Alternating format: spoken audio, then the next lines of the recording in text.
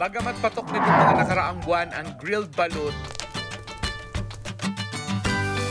may iba pang balut dish na swak ngayong tag-ulan. Lalo pa kung mainit na sabaw lang din naman ang usapan. Ang ka-wonder nating si Rembrandt, namana pa raw sa ama ang recipe ng sinabawang balut. Yung father ko kasi, out of curiosity din. Tingin niya kasi, masarap yung balut pag yung sabaw lalo.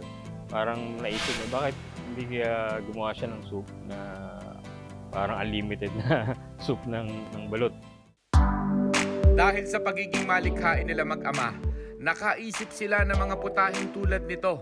Pag kumakain tayo ng balut, di natin kinakain lahat, di ba? Bato, tinatapon natin, tsaka yung mga buto. Yung sinabawang balot, parang comfort food pagka kinain mo siya. Hindi lang yung sabaw, kumbaga yung malalasahan mo talaga yung lasa ng balot. Pag tag-ulan, mas masarap kainin dahil pampainit nga ng katawan.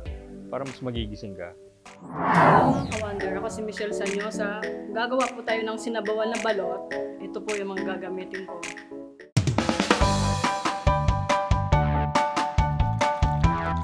At saka hahaluin ang Baguio beans, carrots, balut.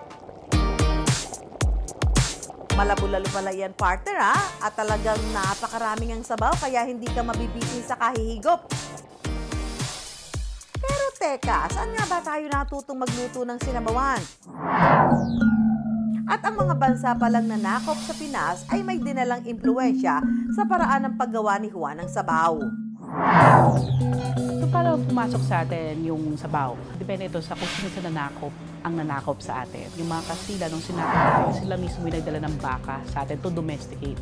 Pero syempre, meron tayong mga amo or yung medyo mga mararanyang Pilipino o mga Kastila, sila mismo lang yung kumakain ng sabaw. So yung iba, ang Pilipino, na resourceful tayo, yung mga laman-laman or yung mga buto-buto na may laman-laman sa gilid, sinabaw natin ito. Tapos lagyan ng gulay, meron tayong repolyo, pechay, kung anong pwedeng ilagay natin.